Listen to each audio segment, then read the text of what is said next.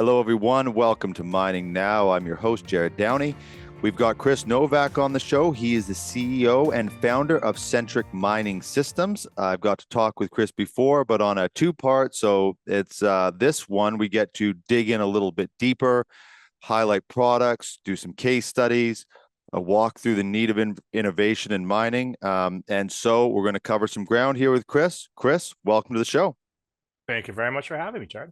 Last time we were at a live event at CIM Montreal. This time we're we're here in both of my studio in your office. So this is more of a relaxed conversation, so we can wind our way through.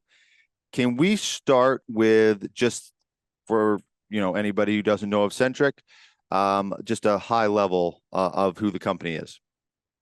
Sure. Well, I mean, at its core, what we do is Centric provides a technology suite that's designed to empower operational executive decision makers with a verifiable source of information that allows them to discover operational breakthroughs to really fundamentally improve the business with confidence in the quality information they use and create new opportunities for the business. That's really what we do. How long have you been in business? Well, we're officially since 2000, so we're 23 years into the business. We've been through a couple iterations in terms of the way we deliver and what we deliver, but we've been operating as an incorporated business since 2000. Was it always called Centric, or was Centric? I thought I read that please correct me if I'm wrong. That Centric was a product and then became the brand. Is that right? That's right. Actually, we started as a consultancy in 2000 in the same space. But rather than delivering product, we were advising customers on technologies and methodologies to achieve the same thing. And we were known as NCS Technology. And that was our company name and brand for probably 13 years. And in that time span, we began to develop the product that would become Centric. And over time, we went through a bit of a rebranding exercise as we grew and our market reach expanded. And the company took on the name of Centric, and then we sort of productized the balance of the products within the suite with their own brands under the Centric name. And where's your reach gotten to now? Where's your markets? Honestly, our reach is global now. We started here in Canada, here in Sudbury, and but quickly our reach expanded to Australia, to Central South America, to Africa, and we opened a regional office in Perth, Australia, to sort of base that Australasia, Africa, Southern Africa region out of. But our reach is truly global now. So did your market start? Your market started in Canada, and then US would be sort of the natural progression? No, actually, ironically, our market as a consultancy was principally here in Canada. And that expanded into Australia, mostly through organic growth, to be honest. There's a lot of interchange of people and ideas between Canada and Australia in the mining industry. Yes, we have noticed. It's very hard to avoid.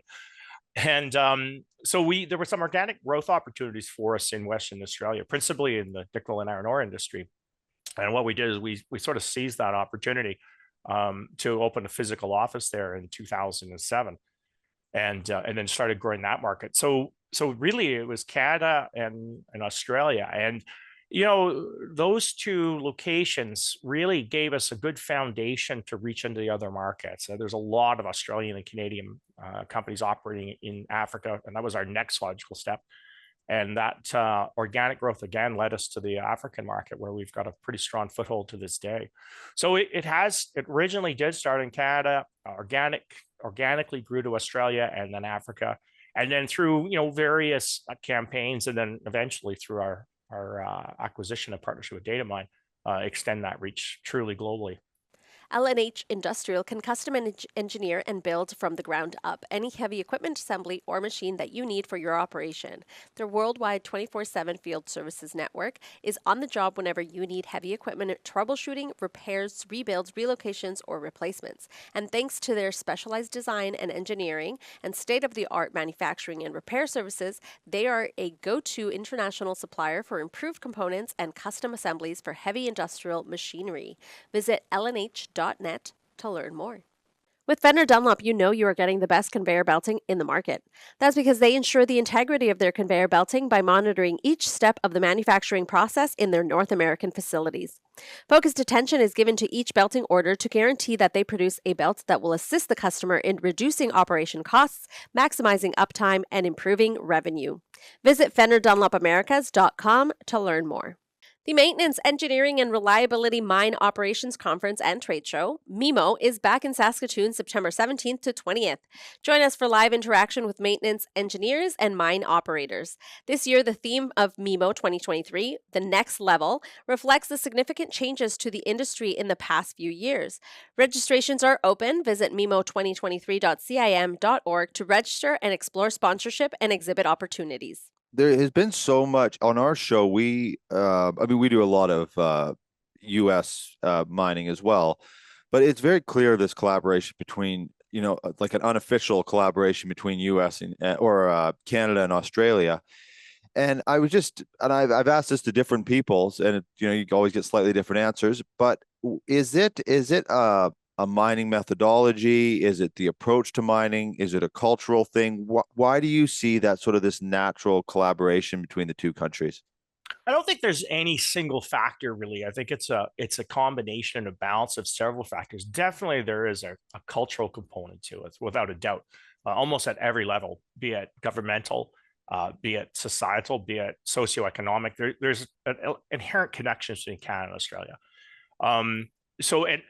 And the industry is quite substantial in both regions as well. Yeah. And because of that, there's been a lot of exchange of ideas and people. Even myself in my previous life, the companies I worked for before I founded what will become Centric, was back and forth between Australia and Canada operations quite a bit. So I feel it's on many, many levels. There's also a lot of similarities in terms of innovation. So when you look at Australia and Canada, they are countries that are open to innovation. There's a lot of programs, a lot of them from the federal governments on both sides, that really foster innovation in many industries, including mining. And of course, mining is a huge component of both the Canadian and Australian economy. So there's vested interest in government participation. So it's on multiple levels, and those of us in the industry have experienced it. We understand those relationships, and it really, you can leverage it and use it to your advantage, as we have done.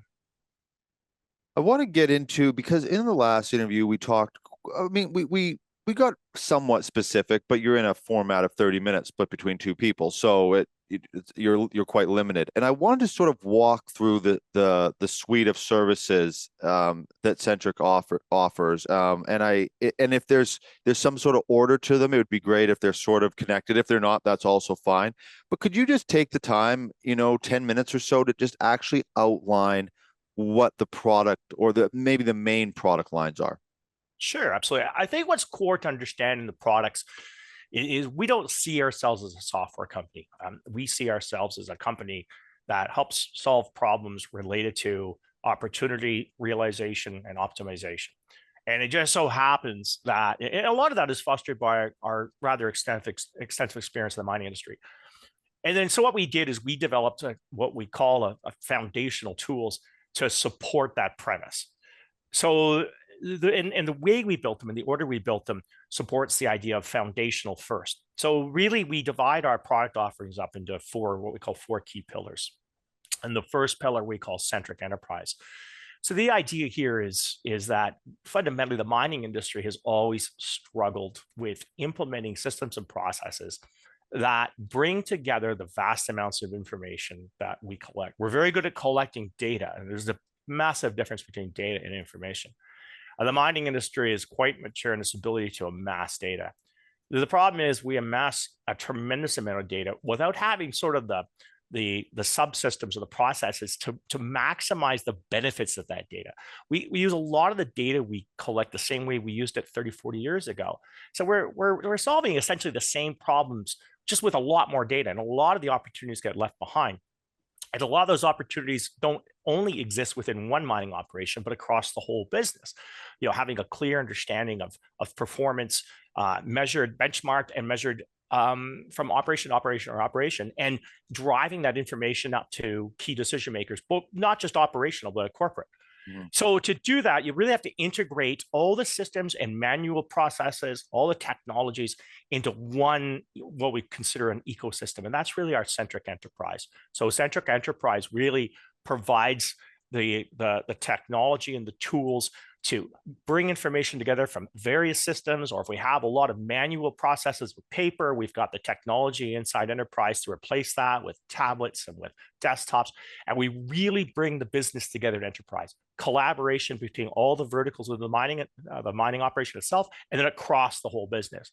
And that's a big win in the industry. And that's a lot of our customers or potential customers. That's one of the fundamental problems they're trying to achieve. They've got an awful lot of information scattered across the business, and they want a simple, clean way of being able to access that information and create opportunities with it. So that's sort of our core technology. Okay, so let's give a special thank you to one of our longest sponsors of the show, Savona Equipment. And I'm actually going to hand it over to Jerrod so that he can give you a little bit more info on Savona Equipment. Yeah, thank you. So I mean, people see them as sponsors, so they'll ask me, kind of who they are, what they are, and just trying to understand the scope of the company.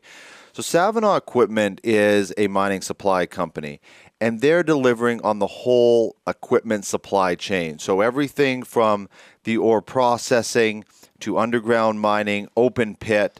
They're in hard rock and placer operations. And what they're doing is they're sourcing equipment from all over the world and then delivering it all over the world. Now, they are a Canadian company, so they're based there. But, let's say, they're selling entire ore processing plants. So there might be a plant down in Latin America, and there's a new mine that needs that plant in Africa or somewhere in the US. So they're facilitating that entire transactions. But they're also delivering, an individual conveyor or a concentrator or a pump package or just an electrical package. So it really is the whole gambit of the mining equipment supply chain. Oh, that's great then. Well, then you definitely have to check them out. If you're looking for mining equipment, visit them at savonaequipment.com, where you will find more equipment every day. Mining companies around the world rely on Cal Tire's Mining Tire Group for innovative tire management and supply. Whether they're making their work safer and more efficient, reducing total cost of ownership, or helping customers improve sustainability, Cal Tire unlocks opportunity and drives positive change. To learn about their award-winning repair technology, tire management tools, recycling solution, and TOMS, their productivity-driven tire and operations management system, visit them at caltiremining.com. Your trusted partner of choice, Bestech Engineering, is excited to announce that they have acquired Spencer Engineering. This allows Bestech to add mine hoist expertise to their existing suite of services, including mining, power, electrical, instrumentation and automation, mechanical, and structural divisions. This diversification will offer clients the highest level of service and value for their projects. Don't miss out on this exciting new chapter of engineering excellence. Reach out today at bestech@bestech.com to learn how Bestech can help you. Sorry, I just wanted to confirm. So it's like a hub with tools within it, and is it? Can you collaborate with with different sources? Yeah, that's right. So we can collaborate with different sources. So we have technology partners, not just within our data mine group, but outside of the data mine group. So we very commonly integrate with a huge range of commonly used products and services throughout the industry. Products like fleet management systems and process control systems. And now, drones flying, doing topographic surveys, and this kind of information that we typically use in decision support processes. Well, that all gets centralized within Centric Enterprise. I wonder, and of course we want to get to the three other ones as well, but just the development of that must have been quite a process. And it's interesting you started as a consultancy. I'm probably not a huge leap to assume that then you saw the demand and then you filled that demand in the market. So what was the development? Just gathering a team that could do that, because there is, we do a talk show about it half the time. That's what it seems like the show is about, is how we're gathering data. How did you even approach making an enterprise system for the mining industry? That's quite a task. Well, it's a very good question. And interesting enough, a lot of people, I would say less so now, but certainly in our past, sort of failed to realize that was one of the fundamental problems that had to be solved. We have engineers and geologists and supervisors and COOs, spending a huge amount of time trying to rifle through so much information and barely being able to keep up with the most basic decision process. So in our consultancy, we advise customers how to use technology to clean those processes up. But what we actually saw, Jerrod, was our advice was essentially being adopted for a short period of time, but it wasn't being sustained. Right. And you're right.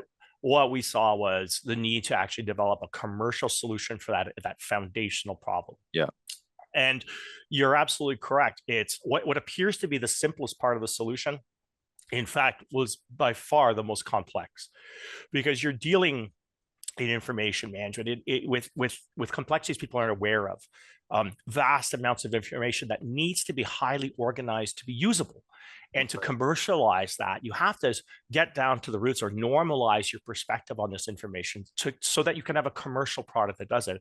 Every business feels that it's so unique that it collects unique metrics in a different way and they use them in a different way. Well, the trick is to realize that 90% of the time that's not true. That it's only the 10%, the visual part of it's different, but fundamentally everything else is generally the same. And commercializing that was quite difficult. It took quite a bit of time, and the Centric Enterprise has been sort of that core technology we've built everything else on top of. And then so that's perfect. So let's move to those other three pillars then. Yeah. So look, when we recognize that the key problem here, or the foundational problem, was being able to provide decision support processes. And we say decision support processes, those are really the tools we use or the way we go about using information to solve problems. So we saw that foundational piece of Centric Enterprise key to decision support. So with that in place, we moved then to providing actual tools to the decision makers. And our approach was delivering three key tools that would sit on top of that core foundation. The first tool we developed was actually we call Centric Ops. Centric Ops is very much focused on, as it says, those operations. And look, operations are really the key to production and productivity. It's about getting material out of the mine and into the plant, through the plant. And we saw a massive opportunity in facilitating the improvement of production and productivity through tools that quickly take that raw data and transform it into decision support for supervisors, for engineers and geologists. And so the ideal was to focus on more short interval tools so that we could see immediate improvements in the business thanks to that foundational piece of Centric Enterprise, which facilitates Centric Ops. So Centric Ops really allows supervisors, engineers, and geologists to gather information, make short-term decisions, and improve production and productivity. So shift handover, what happened last shift? Where's my assets? What assets were used? What assets are available, not available? Right. Utilization information, maybe challenges left over from the last shift. There's an ore pass that's filled up. That there's a ramp that's blocked. And this information is gathered and processed and moved forward to decision makers through tablets and through interactions with visual tools, making the supervisor's start of a shift much simpler and easier. He's very aware of what's going on underground or on surface. They can make rapid decisions, and productivity and production goes up. So that's really what Centric Ops is focused on. So is the ops, is that getting, like you said, visual? Is it also gathering sensor data, or is it primarily through like human data, human input through tablets? Exactly. Or both? It's actually a mix of both. Like all of our solutions, we recognize that in any business, there's a lot of methods used to gather key metrics that are used in decision support. So Centric Ops uses information from Enterprise, and Enterprise gets the information through those integrations we talked about, that foundational piece. So some of it comes from sensors, some of it will come from fleet management systems that are collecting asset information, utilization information. Some of it will come from things like weightometers for trucks, for haul trucks. So it's quite an array, and some of it comes from manual inputs. So we actually have supervisors and operators carrying tablets around, so they can make notes relating to things like an ore pass being plugged, or if there's an obvious delay that needs to be logged. or if it's a geologist making a note about the state of a heading underground. So it's really a combination of variety of sources of information. And that's really what's key here is simplifying the way those human interfaces and those automated interfaces come together. And then ops uses that centralized information to support those operational decisions. The one I want to get into, the third, I guess the third pillar is the ore accounting. I think you said 4 pillars, so I guess this would be your third one. So the ore accounting, I'm quite interested to hear what that entails and what that includes. Well, so I mean, it's ultimately everything we do is in support of moving the product, right? I mean, mining is really a value chain. It really is a process of taking product from an in situ state and getting it to market, and understanding the behavior of that product, where it is, how much of it we have, what we think we had versus how much we really took to market, is critical to any business. It doesn't matter if you're manufacturing or you're mining. And that really, those decisions are based on those metrics that we gather. And those metrics include a lot of the information we talked about from ops, but other information as well, resource and grade control modeling and sampling information and material movements. And all this comes together in our ore accounting system. So ore accounting uses that same foundational piece of enterprise to build or construct a view of where your commodity is, how much of it is still in situ in the mine, how much of it is underground, how much has been hoisted, how much has been hauled, how much is in stockpiles, what's gone through the plant, and then reconcile what went through the plant to market all the way back to the original model, so that we can account to ourselves or to our shareholders for the performance of the business. So it allows us to make short-term decisions in terms of moving product through that value chain. It also allows us to hold the business to account for how well it's performed. No difference than an accounting system in any other business. Right. One thing that came to my mind is, and we'll get to Centric Analytics, I'm guessing it'll actually sort of tie into this, is you've got Enterprise, which is like the hub, you've got the ops, you've got the ore accounting. Who's using those? Who's looking at that data? Who's gathering that data? It would be like a supervisor for the ops, for the ore accounting? Would it be the engineers? And I'm just trying to understand who's actually looking at the final, not at the executive level, but sort of at the operational level, who's interacting with it. Well, so I mean, that's the whole concept behind decision support. And it's anybody at any level who is charged with making decisions based on information. Okay. So for us, it's more commonly those decision makers are supervisors from an ops perspective. They're geologists from an ore accounting perspective. Right. They could be business improvement managers looking for new breakthroughs, using that information for new discoveries. So it's a variety of people, ranging, I would say, down from the supervisor up to the superintendent, up to the mine manager. Right. And of course, they're dependent on the activities of the people on the ground doing the work to be able to generate that information that they're using. So, and they interact with that very differently. Some interact with it through dashboards and reports. Some interact through some of the various built for purpose tools within Centric Ops and ore accounting. Some of those interactions are on an infrequent basis through text messages. So our system can send alert messages through people's cell phones, through email or through SMS, right, advising them of key events that happen. So our decision maker might be someone who really is only interested in one piece of information, and right, all they want is one text message a day, and we can facilitate that. Right. So you're building it based on the operations need and the individual's need that's collecting that. Exactly. So if you have Centric Ops, could you have just Centric Ops and not ore accounting, depending on your operation and how advanced the sensor technology you have in, and all those sorts of things? Obviously, every mine is a little different and different sizes as well. So is it a suite, or do people take what they need? Do a lot of people have all of it? Do some people just have one?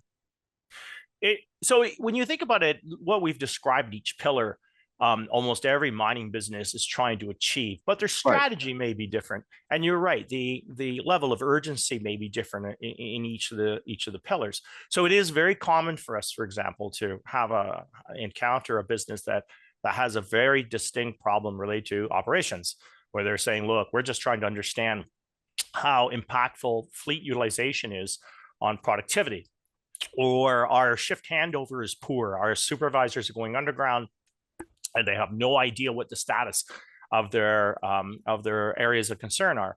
So what we do is we tend to prioritize based on the sense of urgency of the business. And it's up to ourselves and the business to determine where those priorities are, depending on the size, the type of mining, the specific problems they're encountering. We'll focus on the high value wins. So if it's obvious that if it's the ore counting part of the business is extremely simplistic, which we do see very often, then the customer may simply decide through consultation with us, now that's not a particularly large problem. And we focus instead on the productivity issues usually related with operations. But then some customers have, from an execution perspective, a very simple business, and the complexity lies in understanding where the material is. There might be material issues with blending of material to maximize recovery. We might have bottlenecks in terms of moving material through the business, or we might have a problem with reconciling the metal we're taking to the plant back to the original model. So then the emphasis turns to instead ore accounting. And so we tend to work with the customer to identify which problem we solve, and you in fact are correct. You pick the module that's most applicable to the problem. And more often than not, when you solve that high priority problem, the customer realizes that, well, okay, that problem's solved, but wow, that's just exposed it's a new learning for them. They realize that, well, there's a similar problem over on the ops side. And then we'll move into that area of the business and work on solving that problem as well. So when you say, let's move to the next one, the Centric Analytics. Is that another thing, a little bit like the enterprise, it's integrated into everything, or is that a separate pillar as well? So we call it a pillar in that it delivers a tremendous amount of value. But the reality is it's actually built in or over all of our products, and actually across the broader suite of data mine products as well. So our other pillars really deliver information, and information is data that goes through a process that makes it valuable. And we all of us make decisions day to day, not on data. We make decisions using information. And the idea behind analytics is that it takes information and it really transforms it into something you can make decisions from, or it'll make a decision for you. So it's inherently built into our suite of products and across our data mine products and across all products that integrate through Centric Enterprise. So it really becomes the empowerment tool behind that entire suite of solutions strung together. You mentioned data mine a couple times, and I want to touch on that. We talked about it a fair amount. Wow, can't talk today. Amount on the last episode with you, but I want to just touch on it again, and in a little slightly different spin, because with the acquisition that Centric had already had, I mean, some of the top mining operators in the world as a client. And I just want to talk about that, what you accomplished prior to the acquisition to make that such a valuable company, and a little bit more about that journey and onboarding, the BHPs and the Newmonts and Glencores and, all these unbelievably successful operations themselves. And then you become the company that's servicing that, and just talk us through a bit of that journey. Well, look, fundamentally, I think I started the conversation by saying that I've never seen this as a software company. That's never the way I position ourselves. We position ourselves as a company that helps organizations with breakthroughs, with fundamentally improving the business. And it just so happens that we see information management, or the rapid transformation of information to decision, as a tool behind that. And we were very deeply embedded with our early customers, very deeply embedded. We would make a pitch to these organizations, some of which you mentioned, and we would demonstrate to them a fundamental understanding of the business problems they had. And I think this is what differentiates a software company from should we say, a consultancy. We gave our customers confidence that we understood their problem at least as good, if not better, than they did. In particular around the ops and around the ore accounting side of the business. And so by demonstrating that we had that level of confidence, and then solving that problem with the tools that we provided and integrated to other tools, it's not just us. We really became embedded with these organizations who saw that we could help solve problems. Some of them were very challenging, and some, we were able to solve fairly quickly and easily. But what happens is it fosters organic growth. You solve problems there. The mining industry is an extremely transient industry, as you know. People move an awful lot in this industry, and they move all over the world. We hear it so much on the show. We talk, and it's so much of the growth of the businesses that have been featured on the show has been because of that transient environment that mining has. It's actually quite fascinating. It is. I mean, it's unlike, I think, any other industry, because the industry is so small from a people perspective, but so large from a dollar perspective, that the same people travel throughout the industry, and of course they take their history with them, both positive and negative. And that's the key to organic growth. So as we solve problems with one organization, you get that, give them that sense of confidence that the problem as least as well as they do. That's remembered, and you're seen as an expert in that field.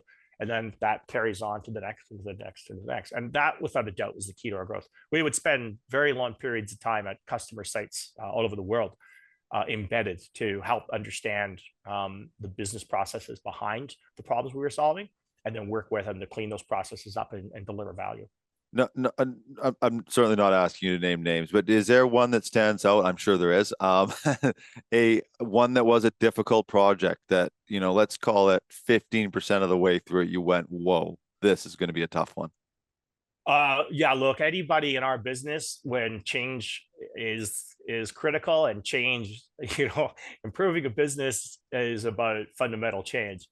And some businesses change better than others. And I don't want to name any specific names, but there's most definitely a couple of projects where the change management is it has been the challenge. And typically when we have a challenging project, it's not technically an issue. It's really? Rare that, very rare is there a technical problem. I mean, when you think about it, if you have a solution that works for, we have so many customers around the world, we've solved problems, and you go to the next customer, the next problem. Well, obviously you have a track record. Your product has a track record of solving problems. It's unlikely it's a technical issue. And technical issues can be resolved very quickly. You can add new features, you can adapt to new challenges, you can do it very quickly. We've got a super amazing product development and implementation team. These problems you can solve. Change management is without a doubt in our business, because our projects have so many stakeholders. You're not just implementing one small product with one user, right? You're hundreds of users, and actually in a couple of our very large sites, we actually have thousands of users. And so that's the dollars at stake, millions and millions of dollars, millions and millions of dollars at stake. And every one of those stakeholders has the potential to be challenging, and they're key. They're all key to your success. So having to get all these stakeholders aligned with the value behind the project, and understand that this change is beneficial to them, that's the real challenge in implementing an enterprise scale solution like we do, versus implementing a desktop solution where you have one or two people and a little bit of training and they're on board. Yeah. I remember I was watching, this is quite a few years ago, I saw a thing with Obama was talking about, it didn't matter what level he got to, like when he was doing something community level, when he started his career, or then he went to the state, or as he went through, he said there was always one. There was always one person. It didn't matter where he got. And he kept thinking, and I'm paraphrasing, of course, he kept thinking, oh, I got to this level. Now everybody will be really collaborative, and everybody will be sharp. And it just didn't make a difference. It is amazing in our experience. Yeah, it's amazing in our experience how you can have a project that's going to transform the business, and one single person whose opinion is different, whose perspective is skewed, or weren't involved from the beginning, can really be a challenge. And so it's very, very true. Yeah. So I think the best way to summarize it is, the bigger the organization, the more that is a challenge, obviously, because you have more stakeholders. There's more hands in the pot, more people whose jobs are dependent on it. Yes. we deal with a lot of small, mid-sized organizations, and Right. they're more nimble. They'll make process changes. There's, they adapt to change much quicker. So again, without naming names, the very large organizations can be extremely challenging from that perspective. One thing though that I'm curious, because when you name something, I mean, you're really in the business of this, is when you name an issue, you need to then try to find the solution. And I'm curious how you have managed the team over the 20 years to deal with, maybe it's 1 or 5 really challenging people with an onboarding process, within the onboarding process. How do you sort of keep your own team's chin up and keep them focused, or get them to adapt so that, sometimes you got to, even though something's valuable, you got to pull it back a little bit, or sometimes you got to dig in your heels because this is key to the whole onboarding process. I mean, you know it better than me. So I'm just wondering how you communicate that to your team to sort of get through those things, because those, I mean, it's sort of the key to your business, it sounds like. It is, but you know what? I mean, again, it just circles back to my statement where technical problems are rarely the issue. And it's almost always comes down to people, and that includes our people. What's important is when you build a team like we've built, is recognizing the strengths of everybody in your team. I mean, we have people that are technically extremely strong, and our product development team are exceptional. People are very surprised at the size of our team and the kind of products that we can roll out. And our implementation, our services team is a well-led team of consultants and support people and business analysts. And every one of those roles has a completely different skill set. That, neither is more or less valuable than the other, but they have very different skill sets. And what's really critical is that the person who's interacting with that customer, that's overseeing that change, has to be empowered with both the experience and the skills, and to a great degree, personality, to be able to deal with those situations.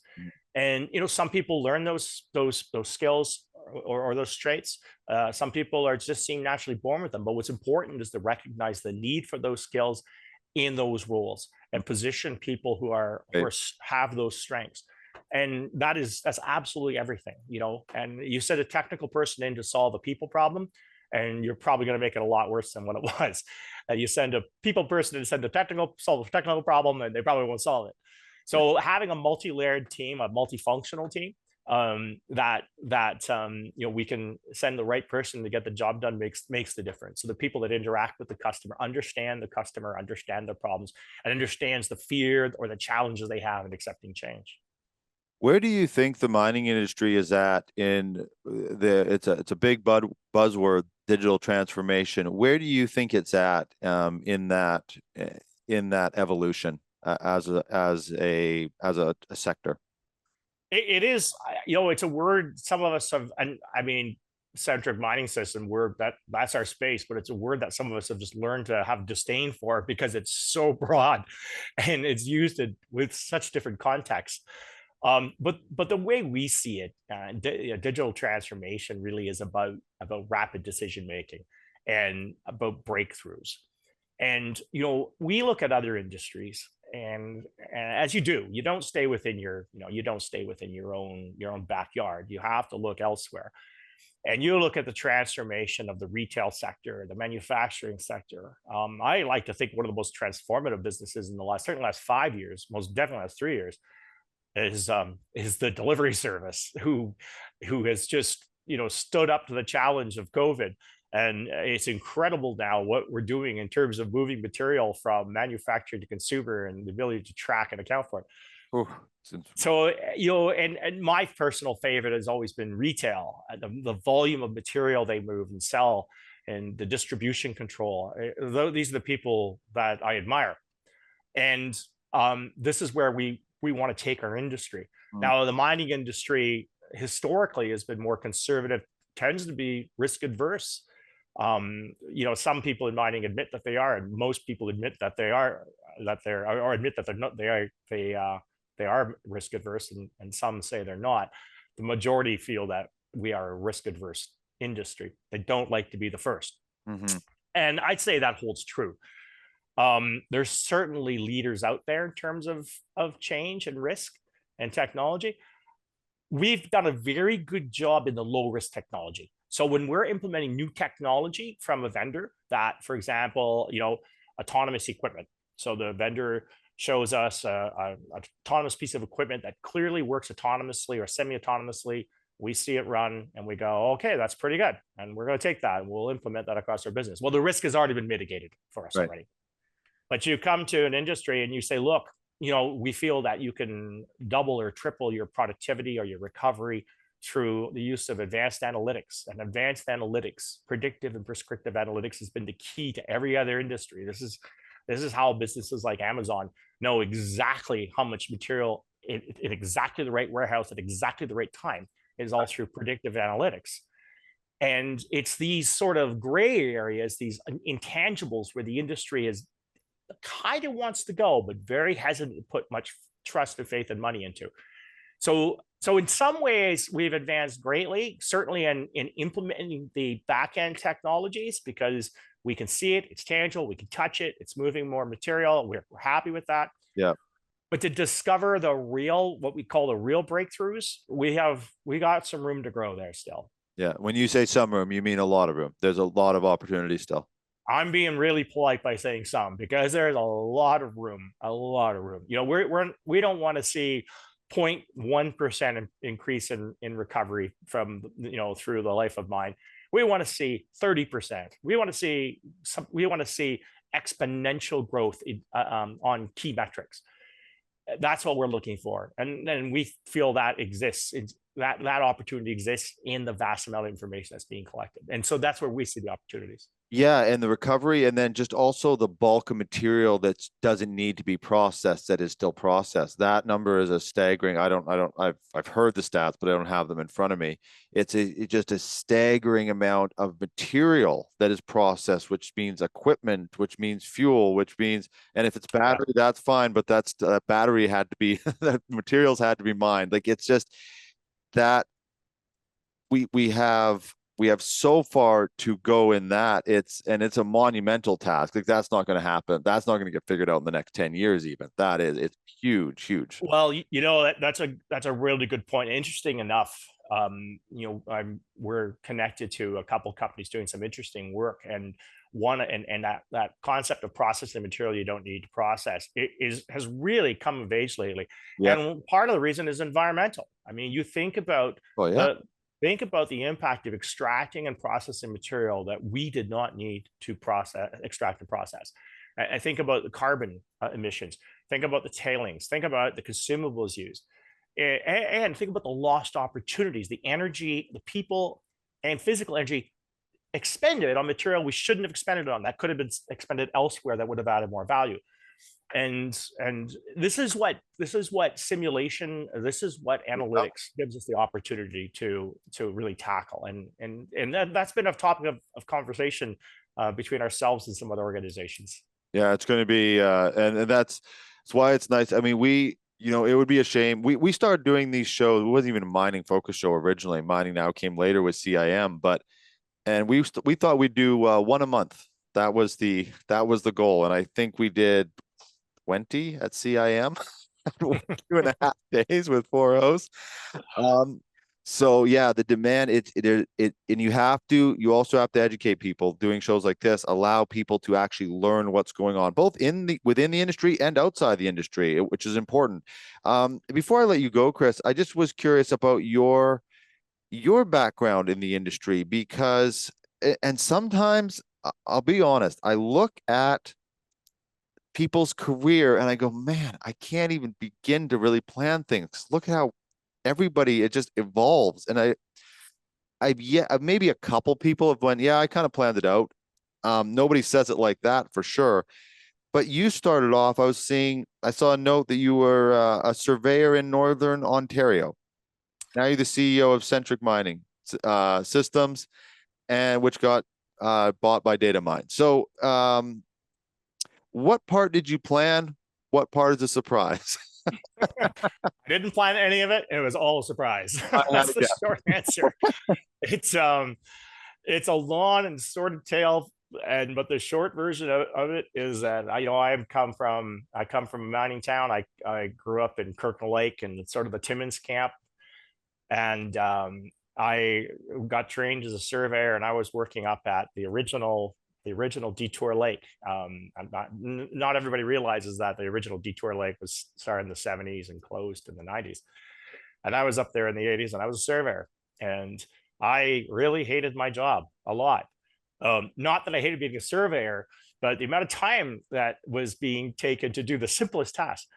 And strangely enough, what happened was the chief engineer, who was very much a mentor of mine, a very interesting fellow, he bought a desktop computer for this office. It was 1987, and this computer, it was an IBM computer, shows up, and no one knew what to do with it.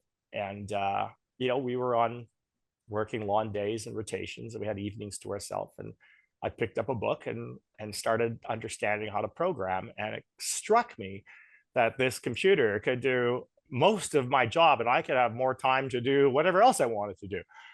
And I started coding up small solutions and to do my job. And that changed to an early days mobile computer, where I was programming tools for surveyors to take underground and get rid of notebooks. And that transformed into more and more in my planning tools.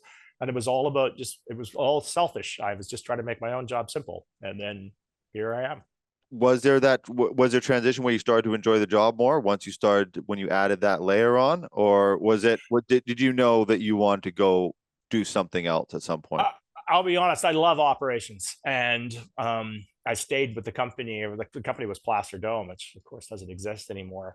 But I love solving problems. Like, I fundamentally enjoy solving problems and seeing the benefits of that problem being solved. And I enjoyed doing it so much. I was, traveling to the Placer Dome mines, essentially all over the world, working with them to solve the problems. And the greatest satisfaction I got was, in the end, seeing that solution on the ground, making people's lives better. And I don't think at the time it mattered what the technology was, but I definitely had a bit of a thing for, clearly had an ability to understand how to develop software and architect it. But the gratification I got was at the end of the project, be it small or large, was seeing that there was a fundamental improvement to the way the business operated. So, and even now I know I have a title of CEO, but everybody knows that my heart really is, I love going to the sites, and I love seeing the benefits of what we do. And that's always where my heart has always been, is on the ops side. It's I'm sure we could spend more time on sort of that backstory. One thing I was actually going to ask you, though, is that when you have sort of that desire to solve problems, I would guess then that you and operations, when you were building the business, and not in a small window, but let's say the first 10 years, what sort of people did you have to put in place to sort of fill gaps which were maybe not your passion or not your strengths? Could you identify those pretty clearly? Yeah, no, most definitely. Well, I mean, it became obvious that my strength was understanding the problem and the best way to solve the problem. And the smartest thing I did was take myself off the keyboard, to be honest. It was realizing when we were moving towards commercial product, and it became obvious that's where we had to go. The building of Centric was all funded internally. We used all of our own operating revenues to pay for it. Wow. But what I really needed was architects, system architects, and developers. And we invested in that very early. And we realized, look, it's like building a house. A carpenter might build the house, but it's the architect that makes the house sustainable. And we recognized that very early. So we knew we needed back-end architects for data modeling, so the actual management of data, and back-end architects for product. And that's where we invested very early. And we've always considered ourselves, and we're in our fourth generation of product now. We've always been on the cutting edge of product. We've always ensured that the product architecture side was well funded and well attended to. And that was very early days for us. So that's really where I stepped away and said, look, I could probably hack something together, but let's get people who actually understand how to architect solutions and then develop the solutions.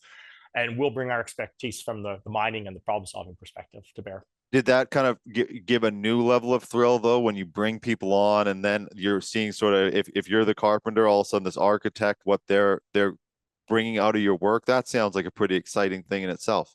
It is. It absolutely is. It's hard to explain sometimes when you bring these people in, and you got the right people. And look, we've got people here that have been here for all the 23 years, and we've got very few people. We have people who've been here for 15 years on the product side. And the first time you get an architect who's clearly, understands, can connect to where your thinking is, and you see that product starting to be developed, and you understand, how it's so scalable, vertically and horizontally, you realize two things. One, you did the right thing hiring that person, Yeah. and taking your hands away from the keyboard. And the second thing you realize is the potential that just sits there within these people. And I know it's a terrible cliche, and everyone says it, but again, it's hard to go out into our bullpen and find somebody who's been here for less than 10 years. And it's the people here who have believed in the way we've approached this and developed solutions, and they enjoy doing their part as well. And I think they enjoy me staying off the keyboard too. Yeah. I think my team enjoys it when I keep my fingers out of what they're trying to do as well. I know what you're saying. Chris, thank you very much for joining us. It's nice I love doing the live events. I really do. But they are different because they're, well, as you saw in our setup, you coming in and you're out, and then a different host is coming in with their guests, and we're changing studios. So it's a different vibe. This is nice to be able to just walk through and just ask questions as they come to me, and all of a sudden sort of touch on some key topics you want to today. So I really appreciate your time. Thank you. No, you're welcome, Jerrod. It's good to have, it's a great conversation to have. It's good to be able to sort of talk openly about our perspective and what we do, not just from a, here's a product and this is what the product does, but really good conversation sharing our perspective across the board. Yes. Thank you. Okay, everyone, that is the episode. We, of course, will have links to Centric Mining Systems, and you, as long as he's okay with it, we'll have a LinkedIn link if you want to connect with Chris, and links to Datamine, sorry. And yeah, we covered a lot today. We hope you enjoyed the episode. Please keep following us, connecting with us. We're always happy to take recommendations if you know of people that should be on the show. We will see you on the next episode of Mining Now.